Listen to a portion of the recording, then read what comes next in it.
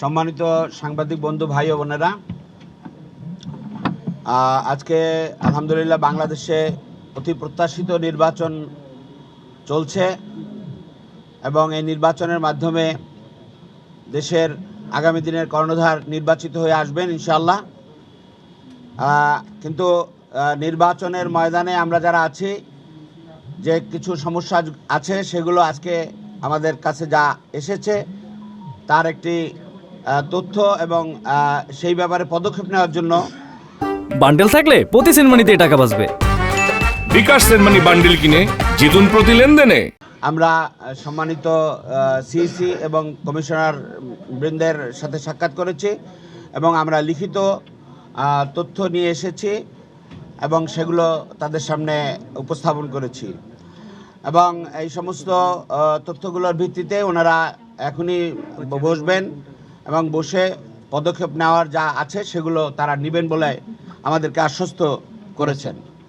এবং আজকে আমাদের এই টিমে আপনারা দেখছেন যে আমাদের বাংলাদেশ জামাত ইসলামীর কেন্দ্রীয় নির্বাচন পরিচালনা কমিটির যে সেক্রেটারি সদস্য সচিব জনাব মাওলানা আব্দুল হালিম সাহেব সহ আমাদের বিভিন্ন পর্যায়ের দায়িত্বশীল বৃন্দ এখানে উপস্থিত আছেন এবং আমাদের 11 দলীয় দুইটি দলের প্রতিনিধিবৃন্দ আছেন।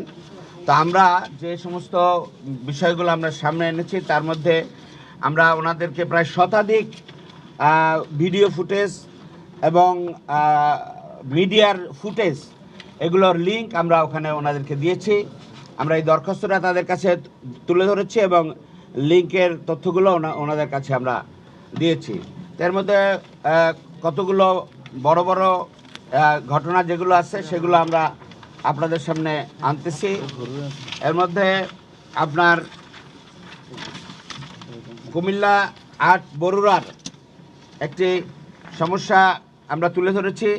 সেখানে আজকে বিশেষভাবে ভোট শুরু হওয়ার কিছুক্ষণ পর থেকেই আমাদের 30টা সেন্টারের এজেন্ট থেকে তারা বের করে দেয় এবং সেটা স্থানীয়ভাবে প্রশাসনকে জানানো হয় এবং রিটার্নিং অফিসারকে জানানো হয়। রিটার্নিং অফিসারের পক্ষ থেকে দিচ্ছি করে এবং পদক্ষেপ নিচ্ছি করে কথা বললেও কোনো পদক্ষেপ তিনি কার্যকর করতে পারেন নাই এবং এরপরে ওখানকার যে আসনের আমাদের প্রার্থী জনাব অধ্যক্ষ হেলাল উদ্দিন শফিকুল আলম হেলাল, তিনি একজন প্রবীণ শিক্ষাবিদ এবং সকলের শ্রদ্ধেয় ব্যক্তিত্ব। তিনি নিজ হাতে লিখিত একটি দরখাস্ত দিয়ে রিটার্নিং অফিসারকে এটা বন্ধ রাখার জন্য আবেদন জানান। আমরা সেই কপিও সংযুক্ত করে দিয়েছি আমাদের সিইসি মহোদয়ের কাছে এবং ওনারা এটা বসবেন বলে আশ্বস্ত করেছেন এবং তারা দেখবেন। এছাড়া আমাদের আরও কয়েকটি জায়গা আছে, 158 বেলাবর নরসিংদী 4, এখানে যে প্রিজাইডিং অফিসার মামুনুর রশিদ সেই বেলাবো পাইলট উচ্চ বিদ্যালয় বিএনপির নেতাকর্মীদের সাথে জোরপূর্বক সে সিল মারার উৎসব করেছে বলে আমাদের কাছে খবর এসছে। টাঙ্গাইলের 2 গোপালপুর এবং ভুয়াপুর, এখানের অধিকাংশ গোপালপুরের অধিকাংশ কেন্দ্রে এজেন্ট বের করে দিয়েছে এরকম তথ্য আমাদের কাছে এসছে। হাতিয়ার যে নোয়াখালী 6 আসন, এখানে গত রাত থেকে সেখানে রক্তাক্ত সন্ত্রাস করা হয়েছে এবং এখানে প্রার্থীর ভাই তার মাথা ফাটিয়ে দিয়ে তাকে রক্তাক্ত করেছে।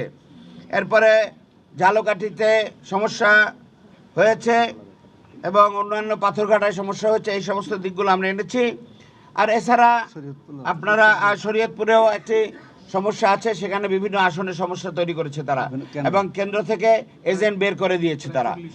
তো এই সমস্ত সেটারও একটা তালিকা আমরা ওখানে দিয়েছি এবং এবি পার্টির যে সভাপতি জনাব মুজিবুর রহমান মঞ্জু, তিনি একজন 11 দলীয় নেতা, শীর্ষ নেতা এবং তার গাড়ি বহরে হামলা হয়েছে সেই খবরও আপনারা দেখেছেন এবং আমরা আজকে আপনাদের সামনে জানালাম। এখন পটুয়াখালী মির্জাগঞ্জে এরকম সমস্যা আছে, যেটা পটুয়াখালীর আব্দুল ওয়াহাব মিনারের আসনে এই সমস্যা হয়েছে।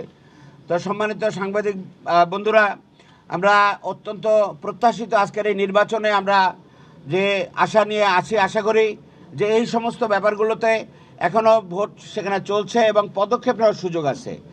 আজকে এই সমস্ত দিকগুলো যেগুলো আমরা তুলে ধরলাম সমস্ত দেশের অবস্থাটা, সেটার ব্যাপারে আমরা আশা করছি যে ওনারা পদক্ষেপ নিয়ে এই নির্বাচন যেটা হচ্ছে এবং এটার ফলাফলকে কোনো রকম মানে একটা পরিচ্ছন্ন ফলাফল যেন জাতির সামনে আসে এবং কোনো কিছুই যেন কেউ কোনো ক্লেম করতে না পারে সেরকম একটি পদক্ষেপ তারা নেবেন, এই বিশ্বাস রেখে আমরা আজকে ওনাদের কাছে এসেছি। আমরা আশা করি সেই পদক্ষেপ তারা নেবেন ইনশাআল্লাহ। আরেকটা দিক আছে, আরেকটা হচ্ছে যে সিলমারা, জালমোট, ভয়ভীতি দেখানো, এই সমস্ত কিছু সমস্যার কথাও বিভিন্ন জায়গায় আসে।